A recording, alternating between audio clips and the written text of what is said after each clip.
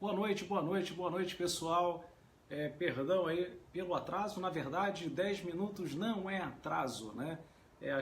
São aqueles 10 minutos estratégicos para que você possa se assentar, ficar confortável para mais uma transmissão. Hoje, uma análise contextualizada do ilustríssimo concurso para ingresso no TCM Bahia. Nossa banca. Fernanda, obrigado Fernanda pelo convite, né? É sempre bom receber o convite de mestre Silvio Sandi para estar aí no portal, né?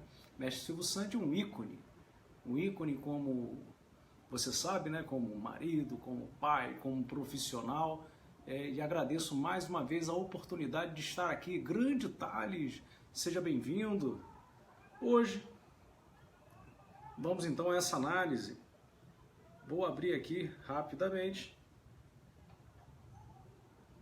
Vejamos.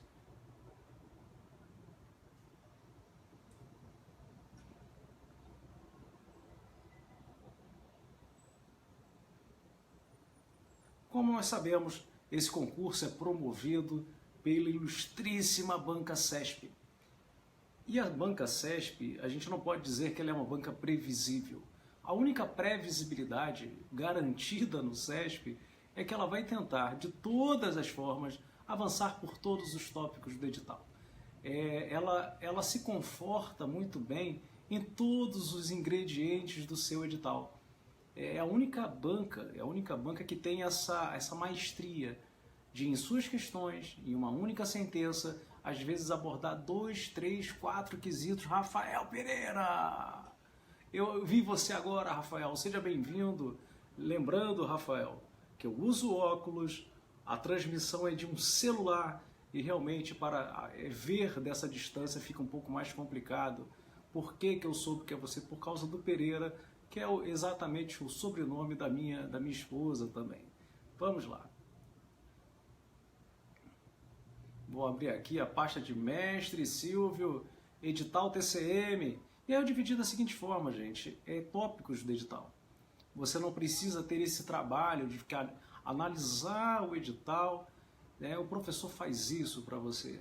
Seja o professor de Direito Constitucional, que é o Degrazia, mestre Degrazia, ou com contabilidade com o mestre Silvio Sandi e outros grandes mestres que mestre Silvio Sandi compôs em sua equipe, né? Por acaso, também recebi o convite de mestre Silvio para, além de gravar mais algumas horas complementares com exercícios de 2017, me convidou para um curso presencial. Gente, é fenomenal. E aí eu pensei, tem que ter um ingrediente diferenciado. E qual vai ser o ingrediente? O ingrediente diferenciado é conferir àqueles que vão assistir o curso presencial questões inéditas na parte de controle externo.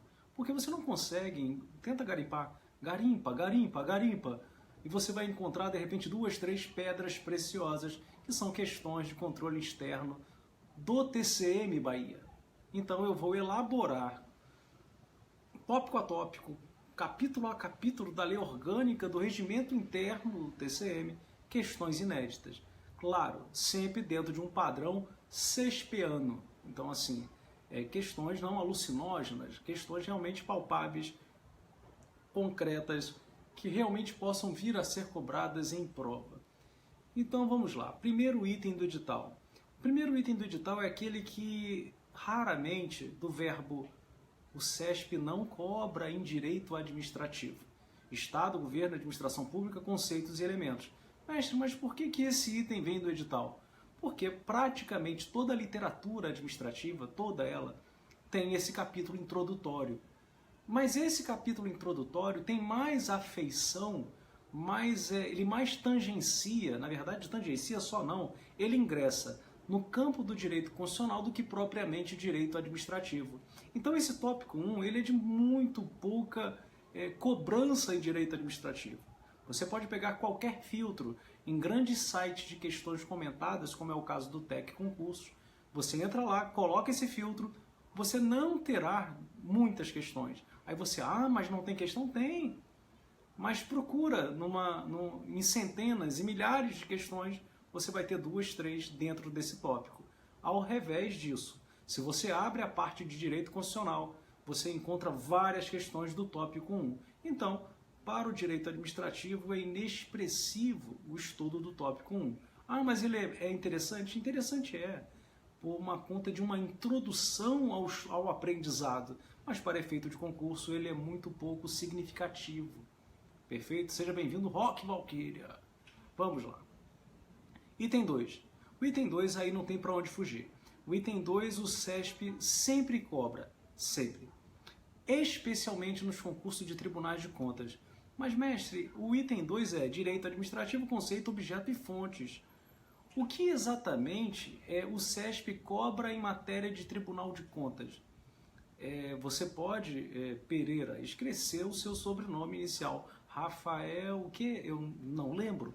Mas você não pode se esquecer, não pode deixar de levar para a prova e guardar em mangas, né, em meias, em celular não pode, né, porque não pode usar celular.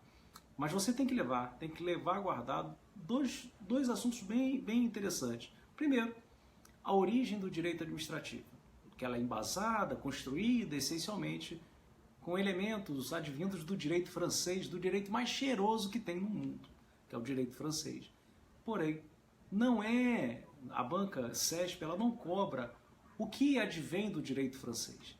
Ela quer saber de você de todas essas contribuições que serviram para o Frankenstein, direito administrativo brasileiro, né, porque ele é um recorte de vários direitos alienígenas, né, direitos de fora, né, direito anglo-saxão, germânico, romano, dentre outros, né, francês, então você, italiano. Então, gente, o que não vem do direito francês é o chamado sistema de jurisdição dual. O que é o sistema de jurisdição dual? O sistema de jurisdição dual, como o próprio nome já denuncia, é aquele em que a pacificação não ocorre só por uma decisão advinda do Poder Judiciário. Além da decisão advinda do Poder Judiciário, que forma coisa julgada, definitiva, pacifica-se, né, a matéria no seio social, você tem uma decisão que pode também ser adotada, tomada na esfera administrativa. Professor, então como funciona? Lá na França, uma decisão administrativa não pode ser sindicada, controlada pelo Poder Judiciário. Quer dizer que essa decisão administrativa também forma coisa julgada, material. A semelhança do que ocorre no Poder Judiciário, que também forma coisa julgada, material. E no Brasil? Não, isso não ocorre no Brasil. No Brasil, adotamos um sistema de jurisdição única. Então, quer dizer que não há formação de coisa julgada pelo Tribunal de Contas do município da Bahia? Sim, existe. Mas não a material. O que existe é a coisa julgada administrativa formal. Por que formal? Porque aquela matéria do tribunal, ela pode ser reapreciada pelo Poder Judiciário quanto a aspectos diversos do mérito administrativo, diversos da mera formalidade. Perfeito?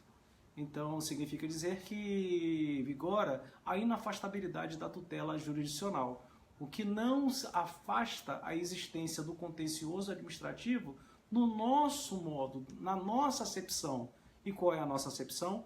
É que a decisão administrativa, embora sujeita a uma coisa julgada administrativa, é de efeitos internos. Porque se está descontente da decisão do Tribunal de Contas do município da Bahia, você pode bater as portas do Poder Judiciário. Perfeito? Então isso cai demais, né? Você cai demais. É só isso que cai dentro desse tópico. É sempre isso que cai dentro desse tópico. E como também aparece a palavra fontes, fontes é a forma de expressão, é como de onde advém o direito administrativo, como ele se materializa, como ele mostra para você. Como é que você enxerga o direito administrativo? No Brasil, a fonte primordial, como a gente enxerga, até com base no pressuposto do princípio da legalidade, que encontra o seu assentamento constitucional no caput do artigo 37 de forma expressa. O administrador só pode fazer ou deixar de fazer o que está na lei. Na verdade, Wilson, grande Wilsinho, monstrão é você, Wilsinho. Você arrebentou naquela prova. Parabéns, parabéns. Direito administrativo é tranquilo para você. É um mestre Wilsinho. Arrebentou. Parabéns mesmo, Wilson. Foi super bem.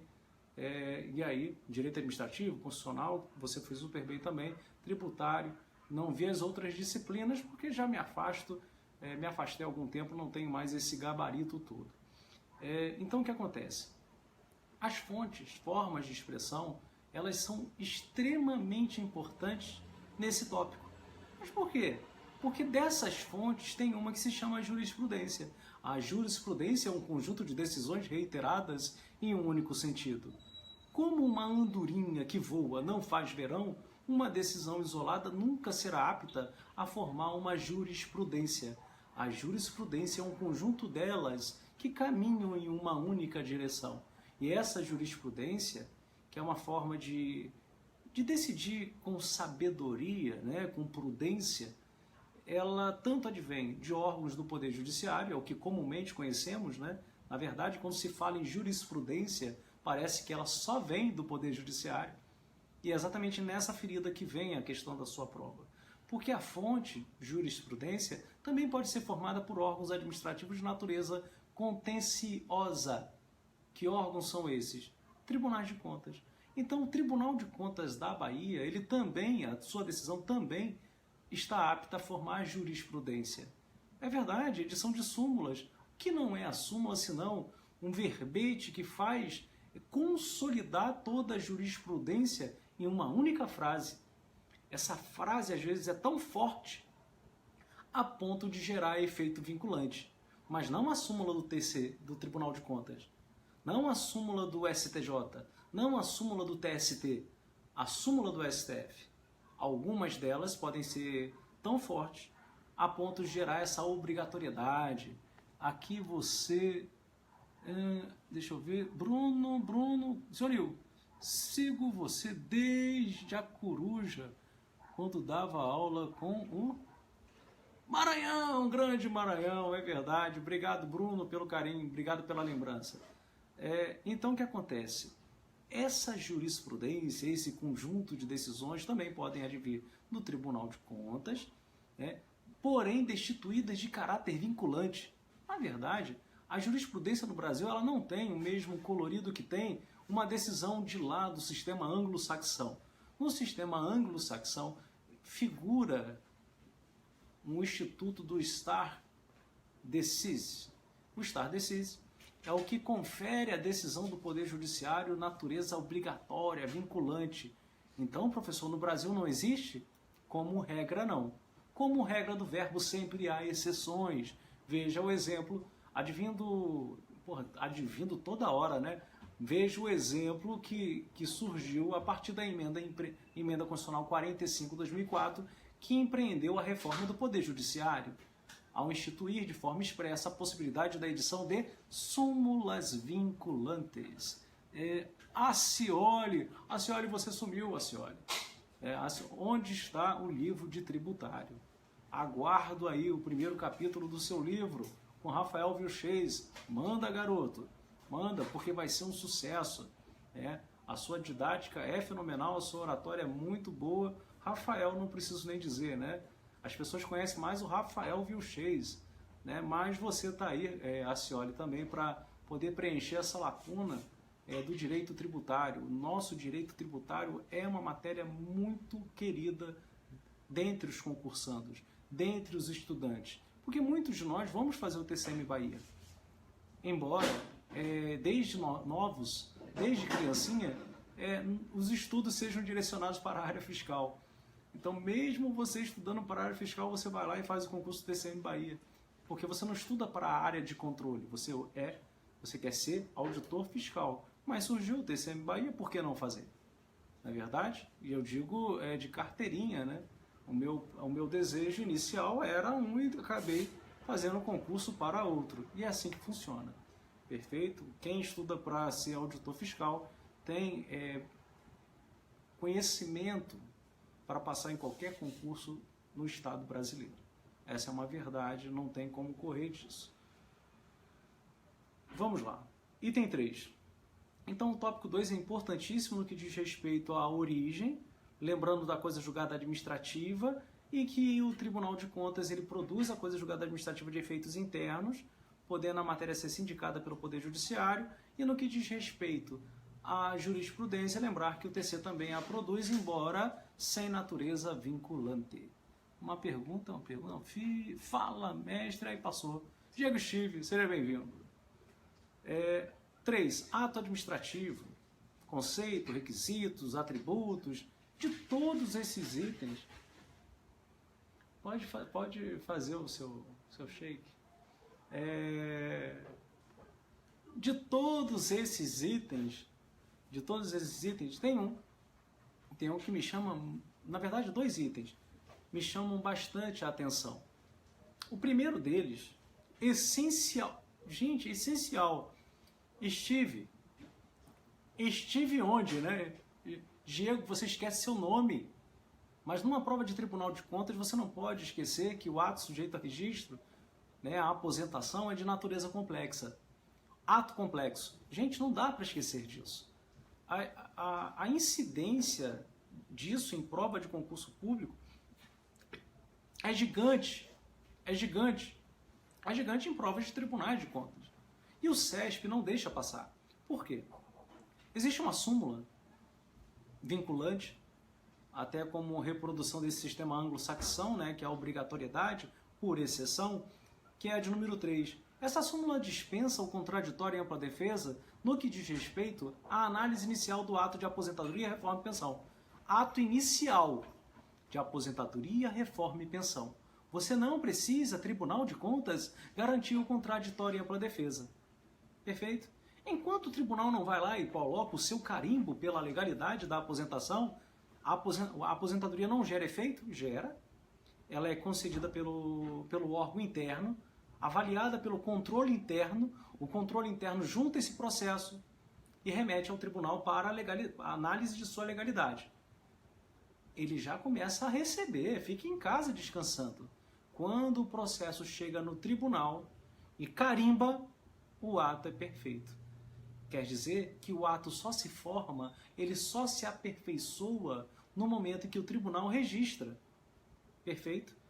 Se não há um registro da legalidade, o ato não está perfeito. Quer dizer, então, que o prazo decadencial que é conferido à administração pública para anular o seu próprio ato, que é aquele princípio da autotutela, decadência de 5 anos para anular, a não ser que a pessoa, o destinatário, tenha agido de má fé.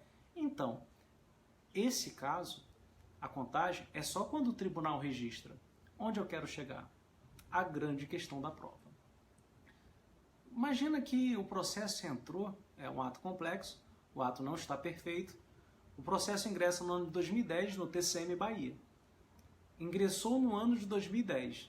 Mas a pessoa se aposentou no ano de 2000. Se aposentou no ano de 2000, ingressou no ano de 2010 no TCM. No ano de 2004, 14 anos após o ato de aposentadoria inicial, o TCM Bahia diz, não, houve uma contagem equivocada do tempo de contribuição, você tem que voltar, está com 65 anos, volta a trabalhar. 2014. Quando foi a aposentadoria? Ano de 2000. Quando foi a negativa? 2014. Quanto tempo? 14 anos. Precisa garantir contraditório em ampla defesa? E você vai responder, eu já li em algum lugar, leu errado. Ah, mas eu já li, livro desatualizado. Porque para o STF só existe a necessidade de, nesse ato de natureza complexa, se conferir o contraditório em ampla defesa no âmbito do Tribunal de Contas, se, a partir do ingresso no tribunal, eu tiver mais de 5 anos. Então, é em razão da inércia do tribunal, é a inércia do tribunal que abre espaço para o exercício do contraditório em ampla defesa. Eu falei 2014, entrou no ano de 2010, 4 anos. Ah, mas já tem 14, sim. Mas esses 10 anos que o processo ficou parado, foi culpa de quem? Do controle externo ou do controle interno? Do controle interno. Então o tribunal indefere, remete o processo para o controle interno e lá se confere o contraditório em ampla defesa. Mas não no âmbito do tribunal. Só quando há mais de 5 anos. Gente, é isso que vai cair na prova. eu tenho certeza absoluta que cairá uma questão sobre a súmula vinculante 3, envolvendo a natureza complexa do ato de aposentação. Isso é certo. E a outra questão que é muito forte em ato administrativo é o atributo da autoexecutoriedade.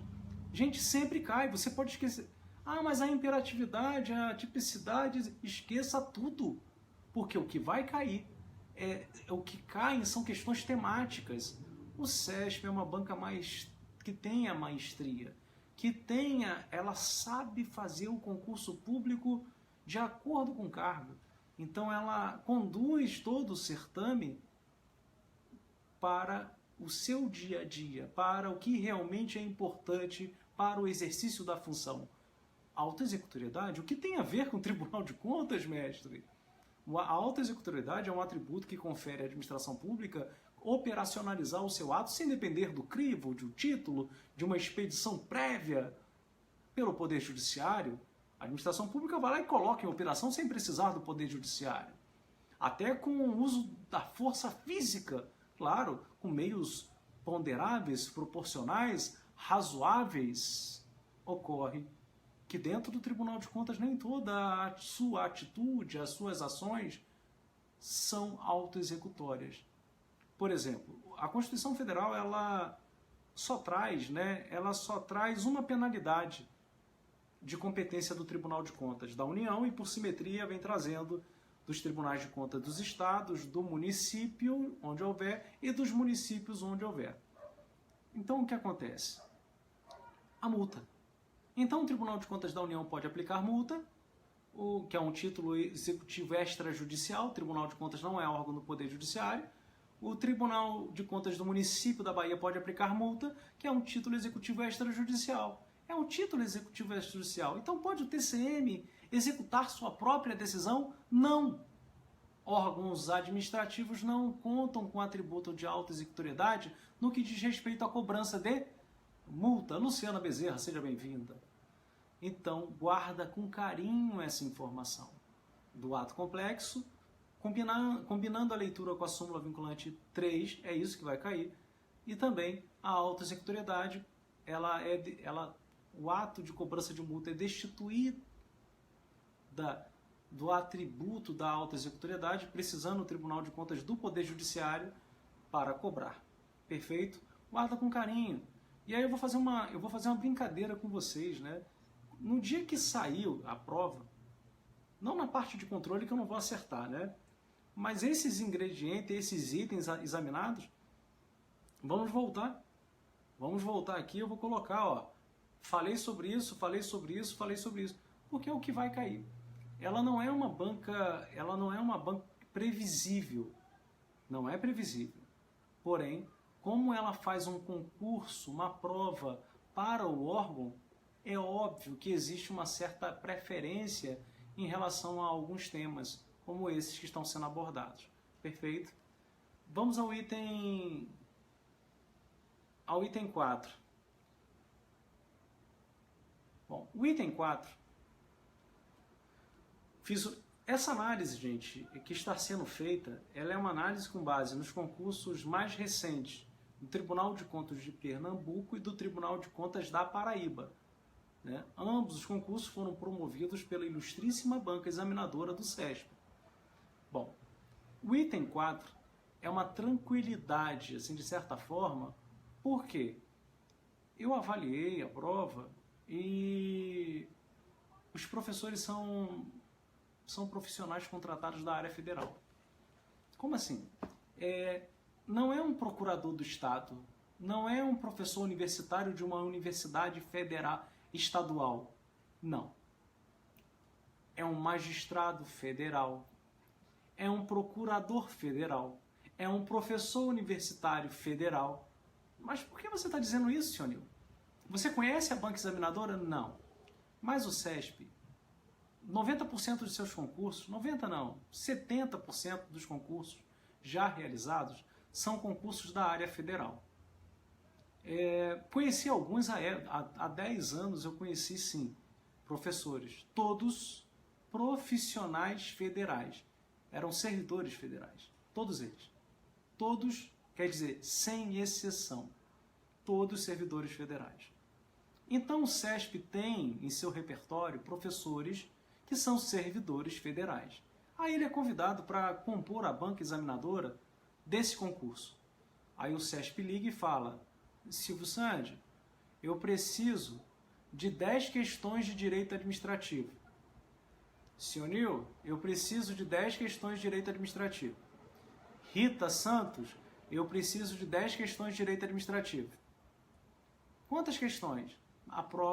Teremos na prova 10 sentenças, mas eu solicitei 30. Aí você fala, pô, que loucura, né? Por que o SESP faz isso? Solicita 30, sendo que na prova teremos só 10. Porque se eu ligo para o Silvio e falo, Silvio, eu quero as 10, e de repente o Silvio passa sem querer para alguém, aí vazou, né? Vazaram 10 itens, acabou o concurso. Então a grande chance de eu ter 30 itens, pegar um pouquinho de cada professor e compor a prova. Um professor não se comunica com o outro. Eu não sei quem entregou mais 10 questões. Eu não sei. A Rita não sabe que eu participo e eu não sei que Silvio participa. E aí, aleatoriamente, o sistema do SESP, a partir da classificação do nível de dificuldade que o professor vai colocando, seleciona 3 muito fáceis, uma fácil,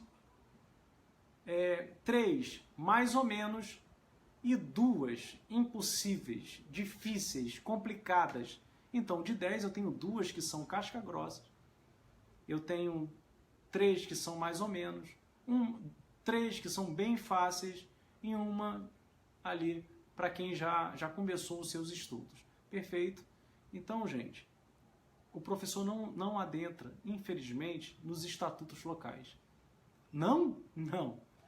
Tem um medo, cara, tem um medo, um pavor. Se eu fosse hoje convidado para compor a banca do SESP, eu não faria uma questão de estatuto. Por quê? Esse estatuto, por acaso, né, é de 1994. Né? É mais novo, inclusive, do que a Lei 8.112. Bem provavelmente deve ser um espelho.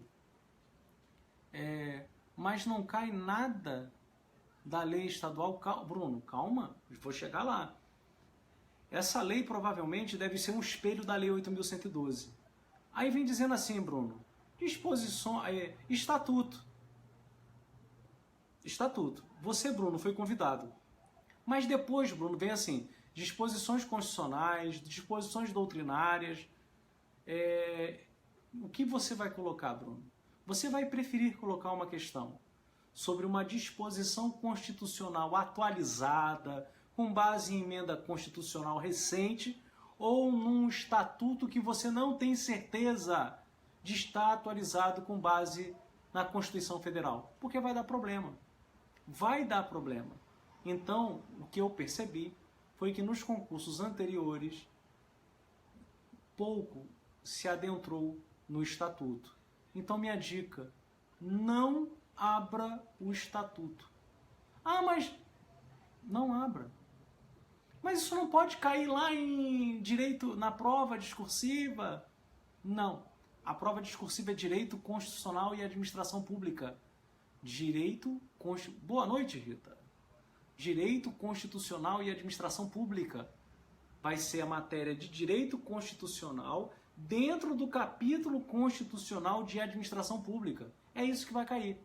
Não adianta estudar. Eu vou estudar poder legislativo, vou estudar... Não, você não entendeu. Vai cair a parte de administração pública dentro daquele capítulo.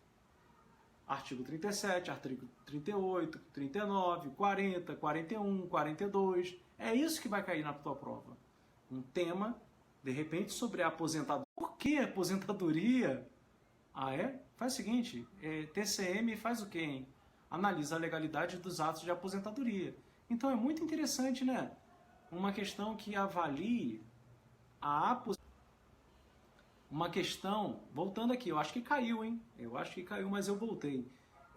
Uma questão que avalie a aposentadoria, os tipos de aposentadoria e mais, a aposentadoria especial, brincar com regras de eficácia limitada, completar o sistema jurídico com a edição uma decisão concretista do STF em sede de mandado de junção. Gente, é isso. Assim, é o que eu consigo visualizar de bem perto. A aposentadoria, a aposentadoria, a aposentadoria. Porque dentro do capítulo de administração pública é que o TCM mais faz exame de legalidade de aposentadoria. Então eu quero que meus novos servidores tenham uma ideia do que é tempo de contribuição, o que é princípio de solidariedade, o que é contributividade, quais são os requisitos de aposentadoria. É isso que vai cair. Né? Que o CESP não nos ouçam, que essa transmissão seja apagada, mas o cheirinho de concurso é a aposentadoria. E no mais, gente, é estudar o que... não estudar, porque você já conhece os aspectos constitucionais, já conhece os aspectos doutrinários, e não leiam, não é para ler o estatuto local. Mas que, mestre, que temerário isso, né? Pouco arrojado, orientar que seus pupilos, suas pupilas não leiam algo no estatuto, algo no edital. O edital de vocês é enorme, enorme. Vamos imaginar que caia uma questão, no máximo, uma questão. Você acha que o examinador federal vai colocar algo na prova que seja só específico da legislação estadual? Não. Ele vai colocar o que ele já conhece. Então vai ser algo que ele já viu na Lei 8.112 e vocês já estão acostumados. Então esqueçam disso. Vamos lá. Item 5. Item 5, eu venho agora para o que não foi cobrado nas provas do TCE, Pernambuco e Paraíba. O que não foi cobrado? O abuso de poder. Então peço muita atenção de vocês para esse próximo certame. O abuso de poder é um gênero que se desmembra em duas grandes acepções, sentidos: excesso de poder e o desvio de finalidade. Não tem como. TCM Bahia, ele é muito comum dentro do TCM, do TCE, do TCU, a análise de convênios. É muito comum, muito comum. E é muito comum também dentro do convênio, infelizmente, o desvio de finalidade. Então, para o próximo concurso, a minha grande aposta é que você adentre no item 5, no tópico abuso de poder. Sobretudo, desvio de finalidade. Perfeito? No tópico 6, o que eu vi, né? O que nós vimos, tudo o que tem a ver com o Tribunal de Contas. Princípios da segurança jurídica, da confiança e uma aposta da intranscendência subjetiva que ainda não foi cobrado. Princípio da segurança jurídica, princípio da confiança e da intranscendência subjetiva. O princípio da segurança jurídica, da confiança, caiu da seguinte forma. São os mesmos? Não. Na verdade, a confiança é um aspecto subjetivo da segurança jurídica, e há quem diga, na verdade, que é um princípio autônomo em relação ao princípio da segurança jurídica. Então, o que acontece? A sua banca, ela vai lá na ferida, ela vai lá exatamente no que acontece dentro do Tribunal de Contas, principalmente por conta de decisões lá do TCU. Existem súmulas do TCU que acabaram por serem cobradas dentro do concurso do TCE Pernambuco e dentro do concurso do TCE Paraíba. Por exemplo, você vem recebendo uma verba paga pela administração pública e depois de muito tempo, 10, 15, 20 anos, a administração pública vai lá e ceifa, corta, anula essa gratificação. Você precisa devolver o dinheiro? Não, com base no princípio da confiança. Então as verbas recebidas de boa-fé, elas não precisam ser devolvidas. Aí vem 10, 15, 5 anos, há uma nova interpretação por parte do Tribunal de Contas. Essa interpretação vai ter natureza retroativa? Não, com base no princípio da segurança jurídica que veda a nova interpretação em caráter retroativo, gerando uma estabilidade nas relações travadas entre a administração e seus administrados. E o mais novo princípio, que ainda não caiu numa prova de Tribunal de Contas, eles estão esperando o TCM Bahia, né? O CESP estava só esperando, porque a questão já está feita. Já existe no banco de dados. Eu sou doido para conhecer esse banco de dados. Eu gostaria muito de ter esse banco de dados de questões do CESP, que é uma coisa maravilhosa, né?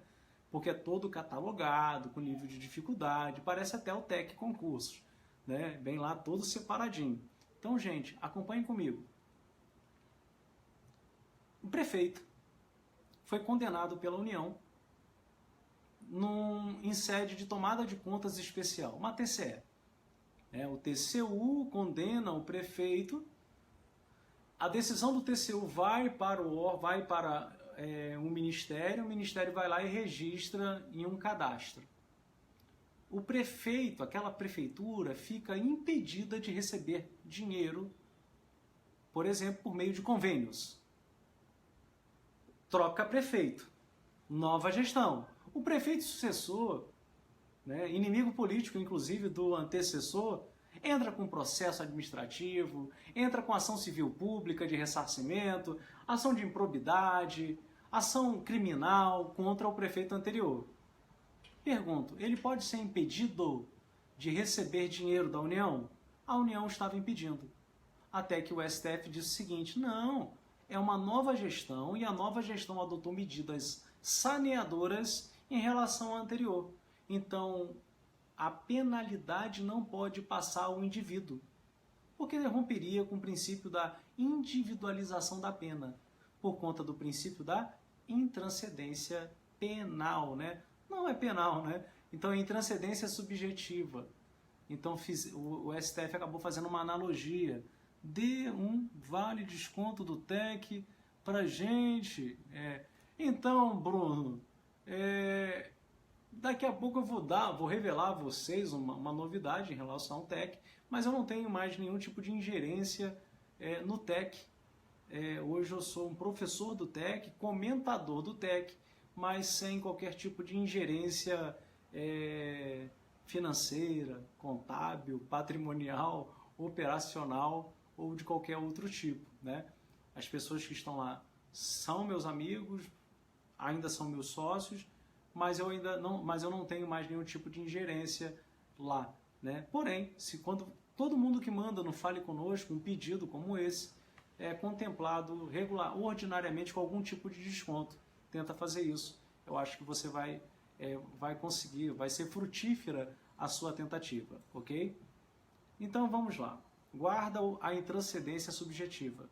Mesmo que a penalidade seja aplicada a um prefeito na mudança de gestão, o novo, se adotar medidas saneadoras necessárias, não vai ser punido com a vedação de transferências. Questão 7, item 7, responsabilidade civil. Responsabilidade civil. Aí vem, né, responsabilidade por ato comissivo, responsabilidade por ato omissivo, causa excludente, reparação. O que eu tenho visto de uma forma geral? De uma forma geral, os itens de responsabilidade eles são bem tranquilos. O estudante não tem muita dificuldade em resolver as questões. São questões mais conhecidas de vocês. Não é um assunto tão necessário dentro do Tribunal de Contas. E o que a gente tem percebido nesses últimos 2 certames, e nos certames em geral, é uma preferência do CESP pela responsabilidade em razão de atos omissivos, omissão, e também excludentes. Gente, isso cai demais. Cai demais. Ato omissivo genérico, ato omissivo específico.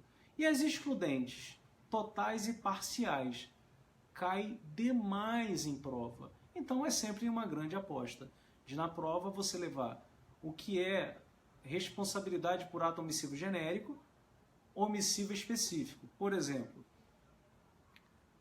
eu vi um vídeo, comecei a assistir um vídeo, parei porque eu não aguentei, né? Até minha esposa, para de assistir isso. Era um vídeo de um estuprador. Ele foi preso, né? Mandaram assim, dá uma olhada aí o que aconteceu com não sei quem. Um cara da novela, assim, brincando, né? Aí eu abri, gente, era um vídeo sinistro. Mataram o sujeito, mataram mesmo, né? Arrancaram os órgãos do sujeito. Pergunto a vocês, há responsabilidade do Estado? Aí você, peraí, mas foi um agente público? Não, não foi. Foi um outro detento que matou aquele estuprador. Pergunto, o Estado sabia? Havia uma previsibilidade do evento? Havia ou não uma... salve... Grande Matilde! Matilde! São Paulo! Né? Se eu me lembro, 1,50 m e pouco, cabelo louro até mais ou menos aqui, um óculos de armadura preta. Acertei? Olhos um pouco mais claros. Acertei ou não acertei, Matilde? Mais ou menos assim.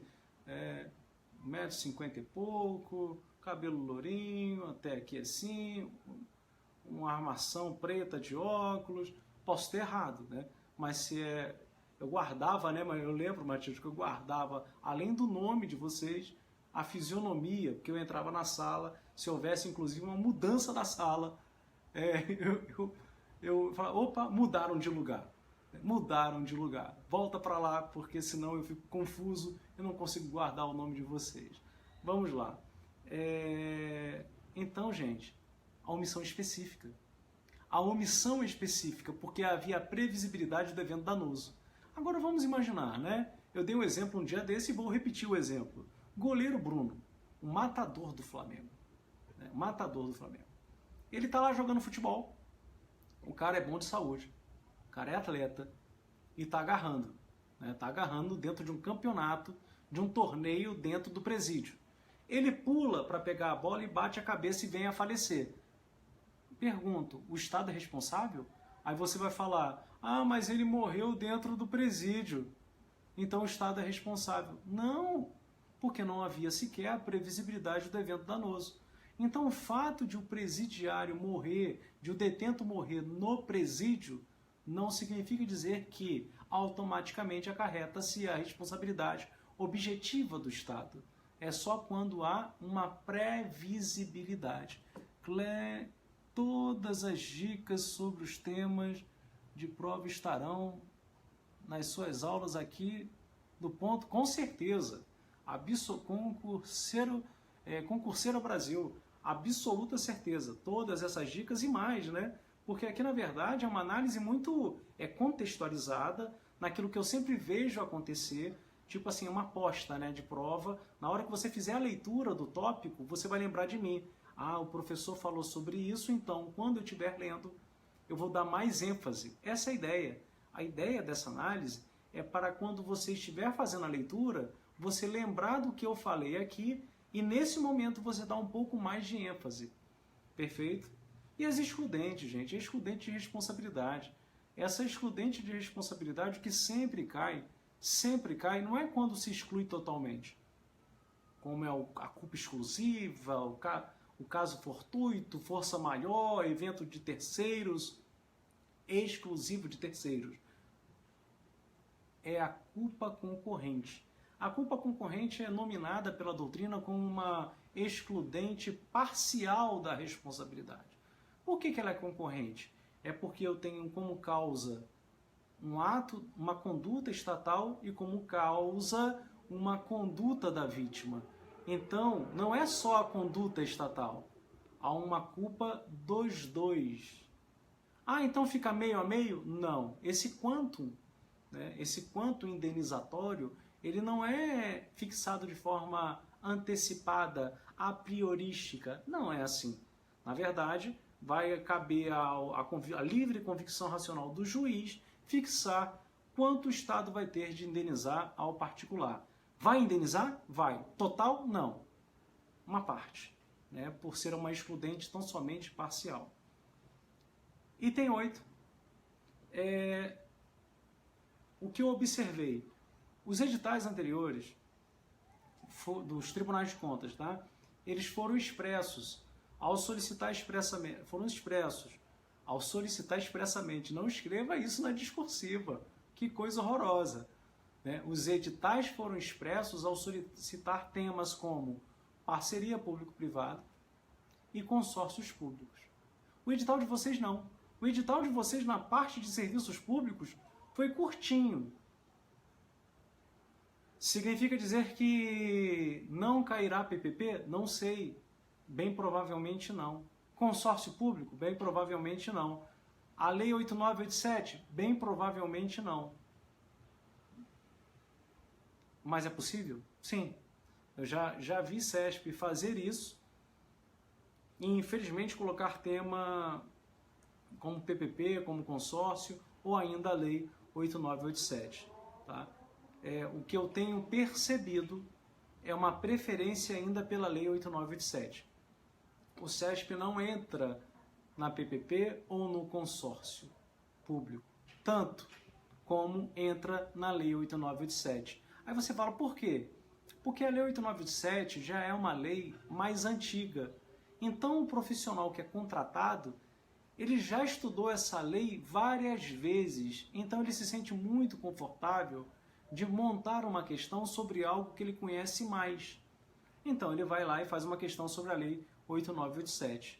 Como isso não está no edital, qual é a sua aposta, professor? É a diferença entre concessão e permissão. Então leva para a sua prova, quando você fizer a leitura do tópico serviços públicos, além da parte de princípios e de todos os princípios, você vai ler com muito carinho da continuidade, e na parte de concessão, permissão e autorização, a diferença entre concessão e permissão de serviço público. Perfeito? Porque é isso que sempre cai quando o edital é tão enxuto. Vamos ao item 9.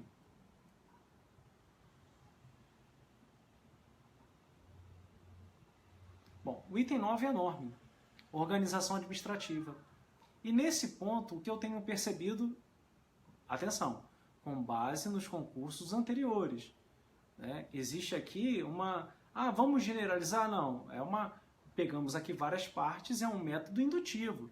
Eu estou induzindo, né, que haverá, né, aí é o geral. O geral será cobrado dessa forma. Pode acontecer de essas partes do passado não levarem a uma generalização, algo verdadeiro. Né? De repente o CESP vai seguir para um caminho totalmente diferente, principalmente se o professor assistir a essa transmissão. Eu falo assim, meu Deus do céu, olha lá, o cara acabou falando tudo que a gente... E é verdade. Né? Existem professores que ficam acompanhando os livros de concurso. Eu já escutei um falando isso. Eu falei, pô, mas você leu o livro do Vicente Paulo? Ele li. Mas pra quê? Aí ele falou assim, eu leio para colocar a questão que não está lá. Eu falei, pô, mas você é mal, hein? Não vou falar qual é o nome do examinador, mas ele me revelou vários fatos, né, de comportamento da banca, CESP.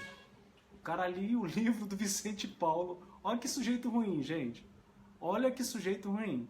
Ele lia o livro do Vicente Paulo para colocar na prova o que não estava no livro. E é verdade, nenhum livro consegue consolidar tudo. Então a pessoa pega 2, 3 livros de concurso público, o que vocês mais utilizam, e aí ele vai lá dentro de uma literatura, de uma doutrina, e coloca o que não está no livro. Isso é possível? É.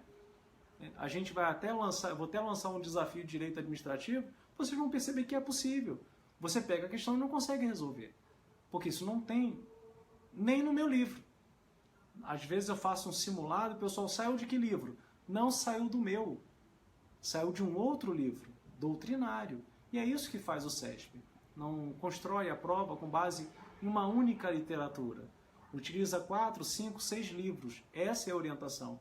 Mas por que o CESP faz isso? Pegar 5, 6 livros para tornar o concurso mais universal. Porque tem gente que gosta do José dos Santos, tem gente que gosta da Maria Silvia, tem gente que gosta da Odete Medauá, tem gente que gosta do Diogo Figueiredo Neto. Então ele pega o quê? Toda essa literatura e constrói a sua prova. Às vezes pega livro até menos conhecido. Eu vi um livro agora, utilizado pelo CESP e muito pouco conhecido, é universitário. É um livro universitário, não é livro de concurso público. Perfeito? Aí ele manda uma cartinha para o professor, para o autor. Utilizamos a página 127 do seu livro, gostaríamos de agradecer. O autor recebe em casa uma carta do CESP de que o livro dele foi utilizado como referência em um determinado concurso público, exatamente para evitar um plágio. E o autor gosta, né? Ele se sente lisonjeado com essa utilização. Bom, então esse tópico ele é muito grande. Ele é sempre cobrado em prova do CESP. Mas pensando no Tribunal de Contas do município, a minha aposta é que vocês guardem as características do terceiro setor. Pô, mas o terceiro setor é muito grande. Tudo bem, vamos restringir entidades paraestatais. Eu peço que na leitura do terceiro setor, concentrem-se nas entidades paraestatais e suas características. Precisam licitar? Precisam fazer concurso público? Precisam prestar contas ao Tribunal de Contas? É isso que vai cair. É exatamente isso que vai cair na sua prova. Como são criadas? Então, na hora do estudo, vocês vão dentro de terceiro setor, reduz o universo, entidades paraestatais, reduz o universo, quais são elas? OS, OCIP, fundações de apoio e o Sistema S. O que eu quero de vocês? Precisam licitar? Com base em quê? Precisam fazer concurso público ou só processo seletivo? Estão sujeitas a teto remuneratório, acumulação de cargos? E mais, devem prestar contas ao Tribunal de Contas? Então, e como são criadas? Como são qualificadas? E quando não podem ser qualificadas? E quem não pode receber a qualificação? É isso que vai cair.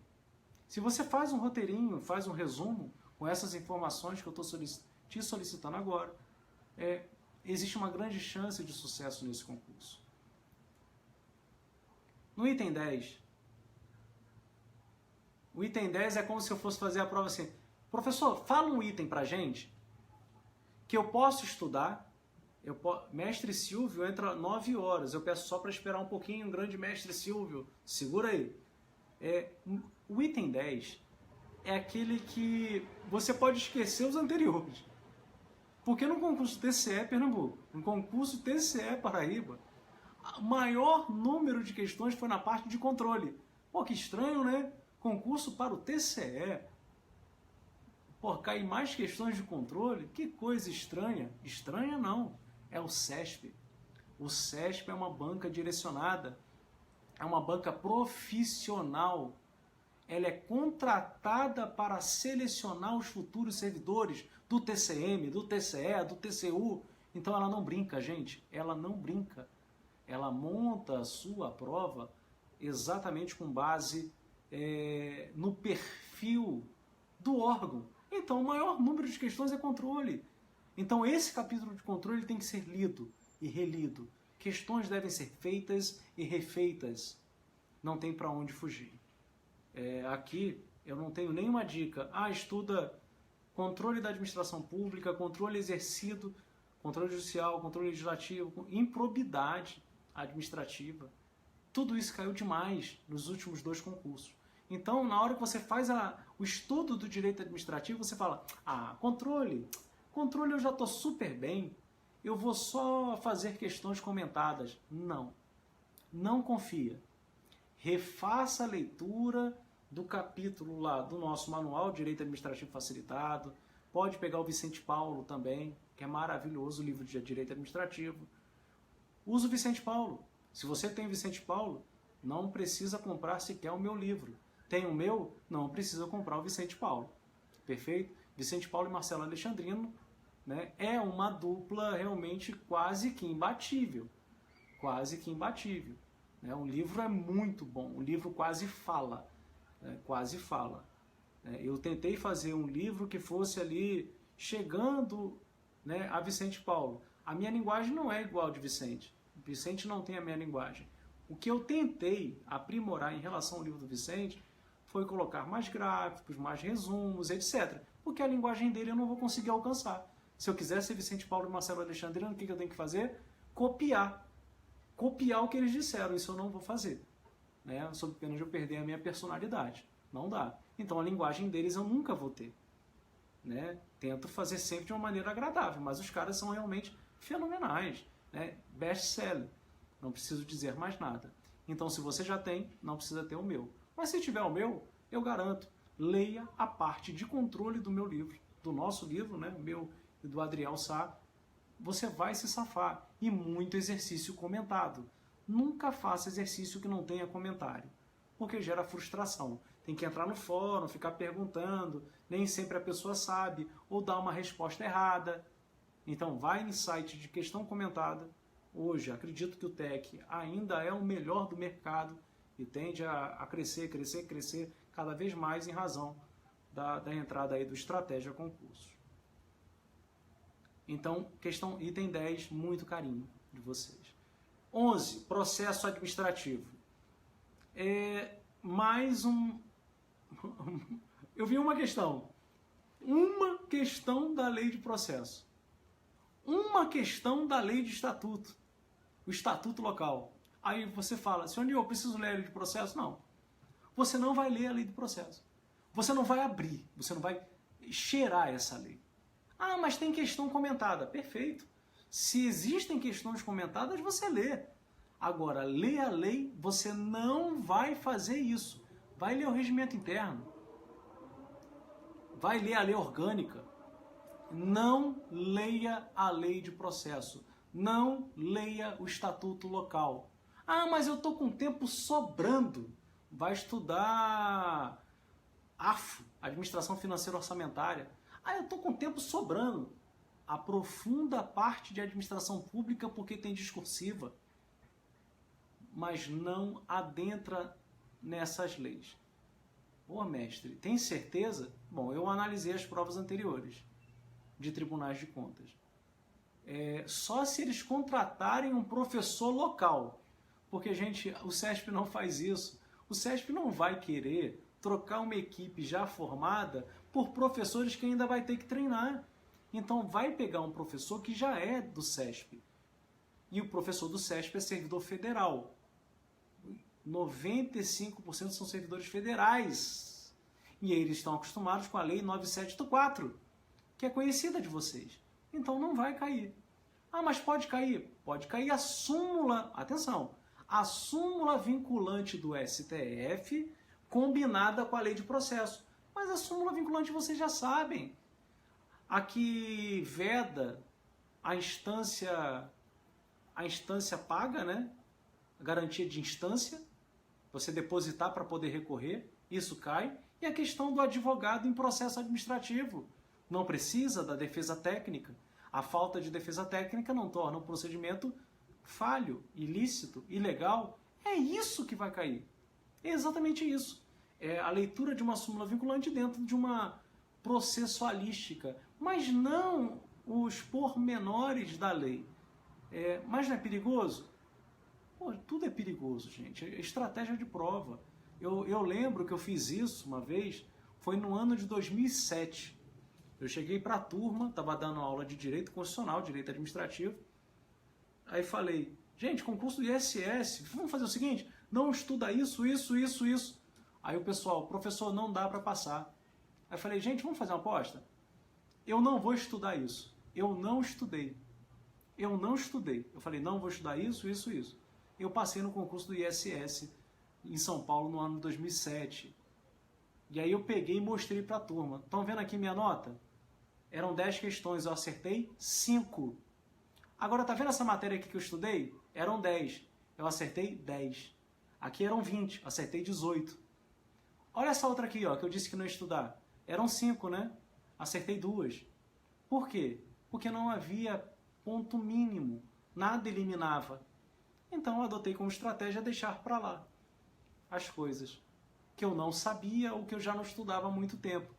Então, para que eu vou me debruçar numa lei do Estado de processo, sabendo que a banca costumeiramente não faz isso? Ou um estatuto enorme, sendo que eu poderia ter lido o regimento interno, feito o resumo do regimento interno, algo muito mais valioso e que realmente vai ser cobrado em prova. Perfeito? Então, é a minha dica para vocês. Item 12.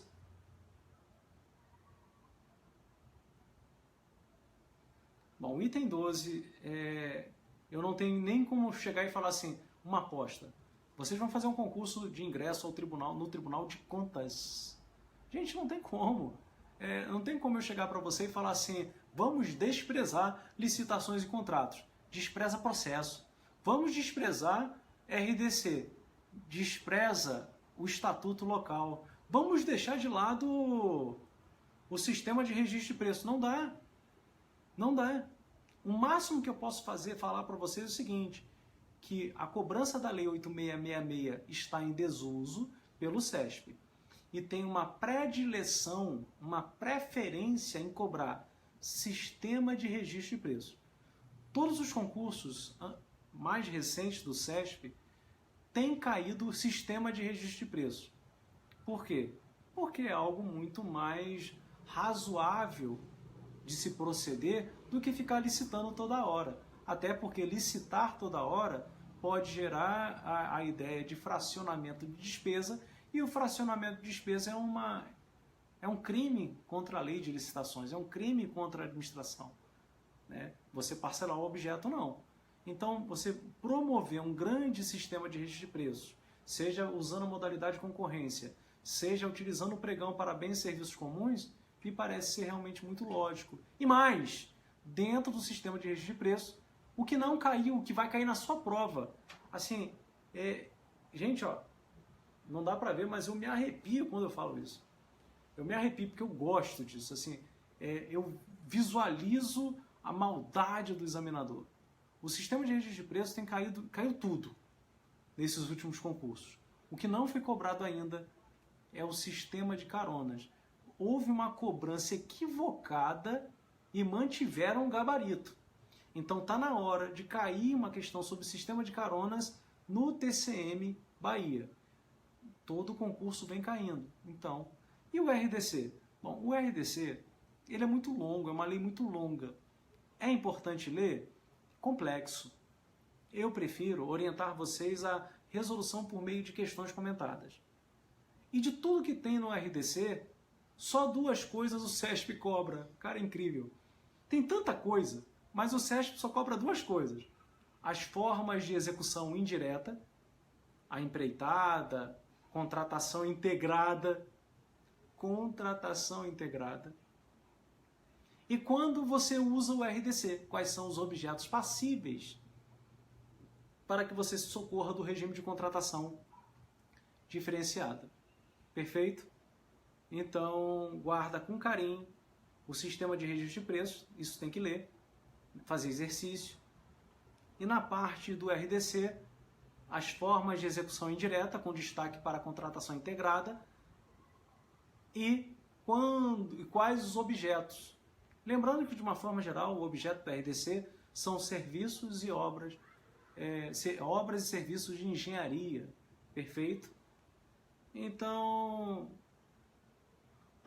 fechando aqui, finalizando para que mestre Silvio ingresse. Eu demorei 10 minutos para iniciar, então eu estou terminando exatamente 1 hora, como prometido a Silvio. Voltando, tópico 1, não vejo interesse. Tópico 2, destaque para a jurisprudência e a coisa julgada. Tópico 3, atenção para o ato complexo, que é o ato de aposentação, e o atributo da autoexecutividade, que é a cobrança de multa pelo tribunal, inexistente. Tópico 4, tenta deixar de lado o estudo do Estatuto. Concentre-se no capítulo de administração pública. Tópico 5, figura do abuso de poder. Lembrando, excesso e desvio.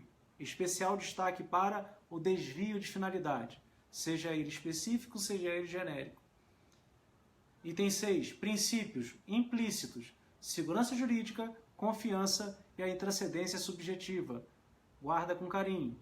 Item 7, muita coisa caiu, mas lembrar sobre a responsabilidade em razão de atos omissivos, omissivo genérico, omissivo específico, quando se atrai a responsabilidade objetiva nos termos do parágrafo 6º do artigo 37, e as excludentes, total de responsabilidade do Estado ou parcial de responsabilidade do Estado. Serviços públicos, não há menção a PPP, não há menção a consórcio. Então, lembrar dos princípios, com destaque para a continuidade do serviço público, quando é que pode, ainda que serviço essencial, e a diferença entre concessão e permissão. Tópico 9, muita coisa, mas aí vamos nos concentrar nas características das entidades paraestatais. Quais são, se precisa licitar e como, se há necessidade de concurso público ou processo seletivo e quando, prestação de contas para os tribunais de contas, se prestam ou não prestam, e como são criadas ou qualificadas. Tópico 10 é o mundo se acabando, né? Então tem que ler e reler e fazer e refazer questões comentadas. Tópico 11, corta da sua vida. Que perigo, né? Pode cortar. Tópico 12, não. Tópico 12 não dá para cortar, tem muita coisa. Mas o que eu percebi é a predileção ao sistema de registro de preço e ao RDC. Sistema de registro de preço, aposta, sistema de caronas. Adesão por quem não participou da ata inicial. E o RDC. RDC, lembrando, os objetos do RDC e as formas de execução indireta com destaque para contratação integrada. E aí? Douglas! Grande Douglas. Atrasado não, Douglas. Você nunca está atrasado, seja super bem-vindo, né? A transmissão, na verdade, iniciou atrasada. Era para iniciar 8 horas, acabei pegando um trânsitozinho no Rio de Janeiro, o pessoal anda queimando as coisas por aqui, tudo para, né? Então me atrasei um pouquinho, vim correndo, deu tempo e deu tempo de você também recuperar. Gente, agradeço mais uma vez a Fernanda, a mestre Silvio, o convite, tenho certeza absoluta, que passar no concurso é só uma questão de tempo, né? Tempo não, estudo. Tem que estudar exaustivamente. Só passa aquele que está cansado. Se você estiver descansado, tem alguma coisa errada. Está errado. Tem que estar cansado. Tem que estar trabalhando, chegou em casa, vai estudar e está cansado, dorme em cima do livro, babando. E eu descubro isso facilmente. Quem é que vai passar? É aquele que vai dormir, aí está com o livro, ele chega na segunda página e não lembra mais o que está na primeira. Acontece contigo? Comigo acontecia. Eu ia lendo, né? Aí quando chegava na terceira página, eu falava assim, caramba, o que eu li na primeira? É esse doido que vai passar. É essa doida que vai passar. Né? Porque fica lendo até no momento de o sono chegar. Né? Eu tenho certeza absoluta que tudo vai dar certo. Lembrando, para quem mora em Salvador, teremos um curso presencial. O mestre Silvio me convidou, óbvio, eu aceitei, abordando direito administrativo constitucional e questões inéditas na parte de controle externo. Depois desse curso ser aplicado lá, bem provavelmente a gente pode pensar em colocar essas questões inéditas no ar em algum lugar para vocês possam treinar. Mas claro, primeiro aplicar para a turma presencial. E o mestre Silvio me convidou para fazer uma gravação de mais 4, 5 horas de questões do ano de 2017 e, por que não, questões recentes agora de 2018, para completar um curso muito bom que foi dado no TCE Pernambuco. Quem fez o curso do TCE Pernambuco praticamente gabaritou o direito administrativo. Quem refez para o TCE Paraíba praticamente gabaritou o direito administrativo. Quem vai fazer, vai gabaritar? Talvez não. Porque coisas surgiram. Algumas coisas surgiram após aquele curso. Aí o mestre Silvio falou assim, Sionil, posso divulgar esse curso? Eu falei, mestre, gostaria de fazer uns acréscimos. Me permite visitar a cidade, gravar mais 4, 5 horas para os alunos? Dá esse aí de 11 horas, mais 4 horas. Cobra como se fosse 11 horas mesmo. E vamos dar um plus de 4 horas com questões de 2017. A minha preocupação é que há decisões advindas depois do edital do TCE Pernambuco, depois do edital do TCE Paraíba, mas antes do edital do TCM Bahia. E a banca ela coloca como marco interruptivo exatamente o edital. Então o que eu quero? Completar o curso de vocês com questões recentes, com doutrina recente, cobrada pelo SESP, como também jurisprudência do STF, abordando o tema Tribunal de Contas. Ok? Professor, as questões discursivas pode abranger qualquer uma das matérias? Eu não vi isso, tá, Ana? Ana, lá, depois eu vou até reler, tá escrito assim, Direito Constitucional e Administração Pública. Então o que vai cair, Ana, é o capítulo de Administração Pública dentro de Direito Constitucional. E aposta, aposentadoria. as regras de aposentadoria, com destaque para a aposentadoria especial e até de professores. E análise pelo Tribunal de Contas, por que não? Perfeito? Porque aí também está em direito constitucional, a parte de apreciação da legalidade. Isso cai demais em prova. Inclusive foi meu tema da prova discursiva quando eu entrei no tribunal, o registro da legalidade dos atos iniciais de aposentação, reforma e pensão. Gente, me despeço aqui, mais uma vez obrigado pelo carinho de todos e até uma próxima transmissão, gravação na cidade